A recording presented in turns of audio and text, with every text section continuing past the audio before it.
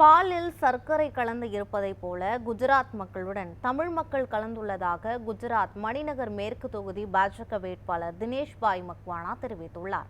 அவருடன் நமது செய்தியாளர் வசந்தி நடத்திய கலந்துரையாடலை பார்க்கலாம். અમદાવાદની વાત કરીએ તો જ્યારથી નરેન્દ્રભાઈ અહીંયા ગુજરાતના મુખ્યમંત્રી હતા ત્યારથી BRTS, metro, Kankaria, riverfront, Narendra Modi stadium, gift city અનેક વિકાસના કામો થયા છે. અત્યારે પણ બજેટ દ્વારા હું બધા કામો પૂર્ણ કરવાનો પ્રયત્ન કરીશ અને કેન્દ્ર સરકારના જે લાભાર્થીઓ છે એ લાભાર્થીઓને લાભ મળે એ દિશાની અંદર ચોક્કસ હું પ્રયત્ન કરી અને અમદાવાદ પશ્ચિમની સેવા કરીશ. તમિલ સમાજના લોકોના એક કાર્યક્રમની અંદર હું હમણાં જ જઈને આવ્યો.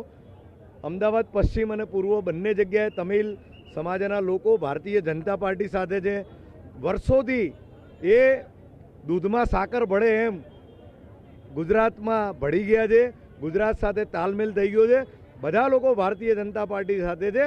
તમિલ સમાજના બધા લોકો નરેન્દ્ર મોદી સાથે છે અને ભારતીય જનતા પાર્ટીના કાર્યકર્તાઓને તમિલ એક અખંડ ભારતનું જેમ વર્લ્ડ હેરિટેજ સિટી અને દરેક સમાજના લોકો અમદાવાદની અંદર કર્ણાવતી મહાનગરની અંદર વસે છે અને અમારી સાથે તામિલ સમાજના લોકોનો ભાઈચારો છે અને બધા લોકો ભારતીય જનતા પાર્ટી સાથે 2019માં 26માંથી 26 જીતી હતી.